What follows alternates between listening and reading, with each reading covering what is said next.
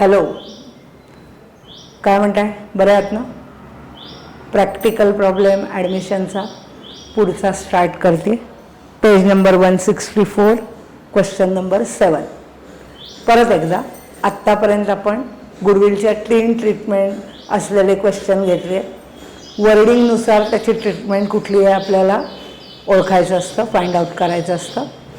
आजचा क्वेश्चन गुडविलची पहिली ट्रीटमेंट आहे, पण partners capital account to be adjusted in new profit sharing ratio and balance transfer to either cash account or current account or loan account. याच्यापैकी आपण already cash आणि current account we have done. In this question the adjustment is balance after adjusting capital in new profit sharing ratio, remaining balance adjusted through loan account. ही एक adjustment मी तुम्हाला याच्यात घेणार आहे. आणि sacrifice ratio काढायला आपल्याला याच्यात काढायचा आहे आणि तो वापरायला शिकायचा आहे. आता सॅक्रिफाईस रेशिओचा फॉर्म्युला तुम्हाला माहिती आहे, जे आपण थेरीत ऑलरेडी बघितलं आहे. Sacrifice after admission of new partner, there is a sacrifice between old partners and their formula for sacrifice ratio is old ratio minus new ratio. ज्या क्वेश्चन मध्ये new profit sharing ratio readymade calculate करून दिलेला असतो. Readymade calculate करून याचा अर्थ 1/4 1/5 असं नाही. तिन्ही पार्टनरचा आफ्टर ॲडमिशन रेशिओ दिलेला असतो. या क्वेश्चन मधली ॲडजस्टमेंट नंबर 6 ची लाईन ॲक्च्युली ती इन्फॉर्मेशन आहे. The new profit sharing ratio will be 3:1:1 respectively. असा कॅल्क्युलेट करून दिलेला असतो. त्यावेळेला गुडविलची ॲडजस्टमेंट करताना जर ॲडजस्टमेंट नंबर 1 किंवा 2 असेल तर आपल्याला सॅक्रिफाईस रेशिओ काढायला लागतो. आत्तापर्यंतच्या केलेल्या क्वेश्चनमध्ये आपण गुडविलची पहिली ट्रीटमेंट केली पण सॅक्रिफाईस रेशिओ काढला नाही, कारण new profit sharing ratio readymade दिलेला नव्हता. Please listen. When in given question new sacrifice ratio is itself given, in that case you have to calculate sacrifice ratio and the goodwill amount. In case of goodwill treatment 1 and 2 or A and B, you have to distribute the goodwill amount in sacrifice ratio. आता ह्या question मध्ये मजा आहे. Old ratio आणि sacrifice ratio एकच आलेला आहे 3:1, पण आपण सॅक्रिफाईस रेशिओ काढून गुडविल डिस्ट्रीब्यूट केलाय. Though might be the ratio is same, पण प्रत्येक वेळेला तो सेम असेल असं नाही. त्यामुळे मी हे पॉइंट आउट करते. ज्या वेळेला new profit sharing ratio readymade दिलाय, गुडविलची ट्रीटमेंट ए और बी म्हणजेच फर्स्ट किंवा सेकंड असेल, त्यावेळेला सॅक्रिफाईस रेशिओमध्ये गुडविलची अमाऊंट डिस्ट्रीब्यूट करायची आहे पार्टनर्सना, ओल्ड पार्टनर्सना. ओके. वन मोर थिंग, का माहीत नाही, पण या प्रॉब्लेममध्ये, या क्वेश्चनमध्ये त्यांनी आपल्याला ॲडजस्टमेंट दिली आहे लोन अकाउंट थ्रू करायला, आणि त्यांनी बॅलन्स करंट अकाउंटचे दिले, रिअलायझेशन लॉस दिलाय. तर ही प्रिंटिंग मिस्टेक आहे. यातलं कुठलंही उत्तर त्यांनी सांगितलेल्या क्वेश्चन प्रमाणे नाहीये. त्यामुळे तुम्ही आन्सरकडे दुर्लक्ष करा. मी पूर्ण क्वेश्चन सॉल्व्ह करून दिले, त्याच्या थ्रू जा. इम्पॉर्टंट किंवा जिथे व्हरायटी असेल तिथे मी तुम्हाला त्या वेळेला ते एक्सप्लेन करेनच. Okay, start. मी क्वेश्चन वाचते, सगळ्यांनी रेफर करा. Following is the balance sheet of Medha and Radha, who share profits and losses in ratio of 3:1 is as follows. त्यांनी तुम्हाला बॅलन्स शीट लायबिलिटी साईडला क्रेडिटर्स दिले, बिल्स पेएबल दिले, बँक ओव्हरड्राफ्ट दिले, 80,000, 20,000, 20,000 respectively. Then partners capital account, Medha's capital columnar form मध्ये आपण लिहिलंय by balance BD 1,20,000, Radha 40,000. नवीन पार्टनरचा कॉलम ड्रॉ केलाय, तिथे डॅश केलंय. Then general reserve. General reserve is accumulated profit. It is to be distributed to all partners in their all profit sharing ratio. Your journal entry is general reserve account debit to Medha's capital to Radha's capital. That's why. General reserve balance शीटमधनं nil होतं म्हणून लिहिलं नाही तरी चालतं. Capital अकाउंटच्या क्रेडिटला by general reserve 3:1 मध्ये डिवाइड केलंय. मेधाचा कॉलम 12,000, राधाचा कॉलम 4,000. तिसरा पार्टनर आहे आपला नवीन कृतिका डॅश. तुम्हाला ह्या सगळ्याची कल्पना आहे. स्पेस ॲडजस्टमेंटसाठी मी शॉर्ट फॉर्म लिहिते. वरती बॅलन्स शीटचा पण शॉर्ट फॉर्म लिहिलाय, ॲज ऑन लिहिलाय. तिथे डेट तुम्हाला घालायचे 31 मार्च 2018 ब्रॅकेटमध्ये आफ्टर ॲडमिशन. पूर्ण कुठलाही शॉर्ट फॉर्म न वापरता सगळ्या ॲसेट, लायबिलिटी, इव्हन पार्टनर्सची नावं, पर्टिक्युलर कॉलम सगळं कंप्लीट लिहायचं आहे. मी जागा बोर्डवरती तुम्हाला मॅक्झिमम गोष्टी दाखवता याव्यात ह्यासाठी शॉर्ट फॉर्म यूज केले. तुम्ही नोटबुकमध्ये शॉर्ट फॉर्म यूज करायचे नाहीत. हे मी प्रत्येक व्हिडिओमध्ये सांगते, खरं आता सांगायची गरज नाही. ॲज वेल ॲज तुम्ही जर्नल विथ लेजर सॉल्व करा. यातली पहिली जर्नल एंट्री मी तुम्हाला सांगितली. General reserve account debit 16,000 to Medha's capital 12,000 to Radha's capital 4,000 being general reserve distributed to all partners in old ratio किंवा in ratio of 3:1. Now asset side. Asset साईडला working नोटमध्ये मी cash account टाकलंय, त्याला to balance BD 78,000 दाखवले. ज्या ज्या ॲसेटना adjustment आहेत ते इनर कॉलम, ज्याला ॲडजस्टमेंट नाहीत ते outer column. For example debtors inner column 64,000. मी शक्यतो तुम्हाला सांगितलंय, रूल नाही पण प्रेझेंटेशनचा भाग असतो. फिक्स्ड असेट आधी लिहाव्यात, करंट असेट नंतर लिहाव्यात, पण तुम्ही ओरिजिनली ट्रान्सफर केलं तरी चालेल. मी लिहिताना शक्यतो तसं लिहिते.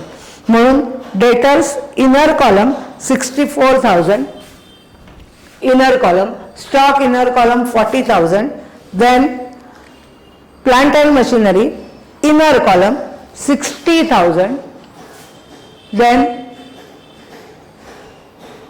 Furniture inner column 22,000 and top मी लिहिलाय land and building outer column 32,000. Okay, मी परत सांगते, या क्वेश्चनमध्ये प्रिंटिंग मिस्टेक आन्सरसाठी आहे, तेव्हा ते आन्सर रेफर नाही केलं तर उत्तम.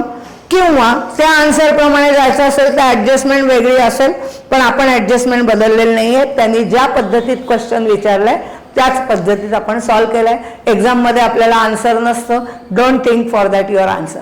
ओके, चला पुढे. They decided to admit Kritika on 1 April 2018.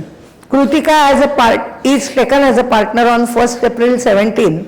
आता इथे परत प्रिंटिंग मिस्टेक आहे, 17 नको आहे, 18 पाहिजे. बुकमध्ये प्रिंटिंग मिस्टेक आहे, करेक्शन करा. बॅलन्स शीट जर 31 मार्च 18 असेल तर पार्टनर 1 एप्रिल 18लाच जॉईन व्हायला पाहिजे. प्रिंटिंग मिस्टेक आहे. Kritika is taken as a partner on 1 April 2018. She will pay 40,000 as her capital for 1/5 share in future profit and 2,500 as goodwill. 40,000 capital म्हणून pay केले. आपली जर्नल एंट्री आहे कॅश अकाउंट डेबिट टू कृतिकाच capital account म्हणून. That's why cash अकाउंटच्या डेबिटला to कृतिकाच capital 40,000, capital अकाउंटच्या क्रेडिटला बाय कॅश अकाउंट. अकाउंट शब्द लिहित जा लेजरमध्ये, बॅलन्स शीटमध्ये गरज नाही. बाय कॅश अकाउंट पहिला कॉलम डॅश मेधाचा आहे, दुसरा कॉलम डॅश राधाचा आहे, तिसरा column Kritika 40,000. Okay, and 2,500 as goodwill. इथे गुडविल पण कॅशमध्ये आणलंय. मग गुडविल कॅशमध्ये आणलं तर आपली गुडविलची treatment number A, that is 2 journal एंट्र्या. Cash account debit to goodwill account. That's why cash अकाउंटच्या डेबिटला टू गुडविल अकाउंट 2,500, गुडविल अकाउंटच्या क्रेडिटला बाय कॅश अकाउंट 2,500. आणि सेकंड एंट्री असते goodwill account debit to old partners capital account. Here you have to distribute the amount of goodwill in sacrifice ratio which is again came 3:1. To M's capital account 1,875, to R's capital account 625. By goodwill, first column 1,875, second 625, third dash. आता इथे मी sacrifice ratio calculate करून दाखवलाय, जो तुम्ही working note म्हणून back साईडला करायचा आहे. बघा, हेडिंग दिलाय मी कॅल्क्युलेशन ऑफ सॅक्रिफाइस रेशिओ. तुम्हाला हिंट पण दिली आहे, when new profit sharing ratio PSR is given हा कधी काढायचा, ज्या वेळेला आपल्याला दिलेल्या क्वेश्चनमध्ये रेडीमेड त्यांनी new profit sharing ratio calculate करून दिलाय 1/4 1/5 असं नाही. मग sacrifice ratio is equal to formula old ratio minus new ratio. Sacrifice 2 old partner मध्ये होतं, दॅट्स वाय. मेधाच शेअर इज इक्वल टू मेधाचा ओल्ड रेशिओ आहे 3:1 that is 3/4 3/4 minus new ratio आहे 3:1 therefore 3/5 3/5. क्रॉस मल्टिप्लिकेशन करायचं आहे, एलसीएम करायचं आहे बघा. 5 multiplied by 3 15 4 multiplied by 3 12 15 minus 12 आणि यांचं मल्टिप्लिकेशन डिवायडेड बाय 20 म्हणजे 15 minus 12चं आन्सर आलं 3, डिनॉमिनेटर 20. सेकंड पार्टनरला त्याचा रेशिओ ओल्ड आहे 1/4 मायनस न्यू रेशिओ आहे 1/5. Same cross multiplication 5 multiplied by 1 5 4 multiplied by 1 4 5 minus 4 denominator 4 multiplied by 5 20 denominator 20 म्हणून आलं 1/20. ओल्ड रेशिओ पण 3:1 होता, सॅक्रिफाईस रेशिओ पण 3:1 आलाय. प्रत्येक क्वेश्चन मध्ये असं होईल असं नाही. कधीतरी सॅक्रिफाईस रेशिओ निगेटिव्ह येतो, निगेटिव्ह आला तर एकाच पार्टनरला गुडविलची अमाऊंट डिवाइड करायची, लक्षात घ्या. 0 आला एकाच पार्टनरला गुडविलची अमाऊंट डिवाइड करायची. इथे ओल्ड रेशिओ आणि सॅक्रिफाईस रेशिओ एकच आलाय. आपण सॅक्रिफाईस रेशिओ मध्ये 2500 डिवाइड केले, जो 1875 आणि 625 आलेले, आणि आपण ही वर्किंग करून दाखवायची. ओके, पुढे 5% RDD maintains and it is credited to debtors. Credited to debtors म्हणजे डेटर्स मधनं लेस होणार आहेत. डेटर्स मधनं लेस केले 5% RDD जे आले 3200, बॅलन्स मायनस करून आउटरला रिव्हॅल्युएशनच्या डेबिटला to debtors slash RDD 3200. Journal entry combined सांगते, बरोबर आहे. जर्नल एंट्री तुम्हाला मी कंबाईंड देते. Then furniture depreciated 20%. फर्निचर मधनं 20% 4400 लेस केले, मायनस करून अमाऊंट आउटरला आली रिव्हॅल्युएशनच्या डेबिटला टू फर्निचर ब्रॅकेटमध्ये DEP 4400. याची कंबाईंड एंट्री तुम्ही करू शकता. Revaluation account debit 7600, to debtors account 3200, to furniture account 4400 being asset RDD maintain and depreciation 5% created. और दोन सेपरेट एंट्रिया, revaluation account debit to debtors 3200, revaluation account debit to furniture 4400, RDD and depreciation. Okay, पुढची adjustment ज्याच्यात कदाचित त्यांना वेगळं म्हणायचं असेल कारण त्यांचा आन्सर वेगळा आहे, पण इथे छापल्याप्रमाणेच आपण काम करतो. Stock to be appreciated 5% and plant and machinery by 20%. Appreciation that is increase in the value of asset. Stock मध्ये ऍड केले 5%, स्टॉक दिलाय 40,000, ऍड अप्रिसिएशन 5% दॅट इज 2,000 आउटर 42,000. प्लांट अँड मशिनरी मध्ये 20% ऍड केले, अप्रिसिएशन दॅट इज 12,000 आउटर 72,000. याचा second effect रिव्हॅल्युएशनच्या क्रेडिटला. By stock 2,000, by plant and machinery 12,000 ब्रॅकेटमध्ये अप्रिसिएशन. याची जर्नल एंट्री तुम्हाला मी शिकवलंय. ॲसेट इन्क्रीज होते त्यावेळेला ॲसेट टू रिव्हॅल्युएशन म्हणजेच stock account debit 2,000, plant and machinery account debit 12,000, to revaluation account 14,000 being assets appreciated. Then capital account to be adjusted in new profit sharing ratio by adjusting amount through loan. Through loan या शब्दाला underline करा.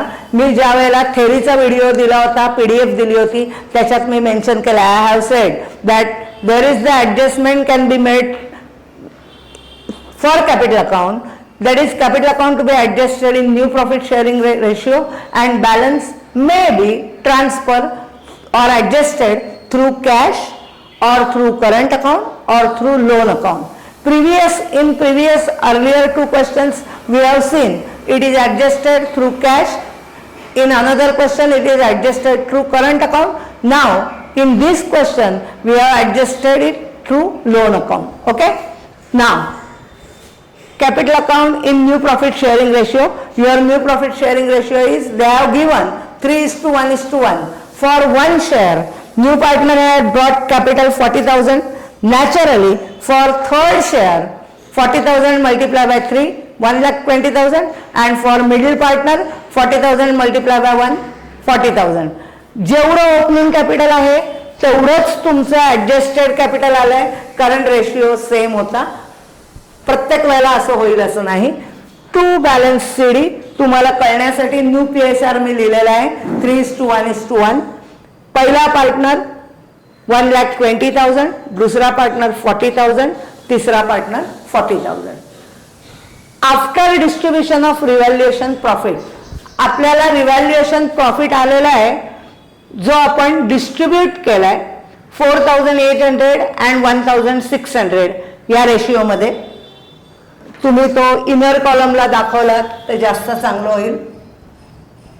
4,800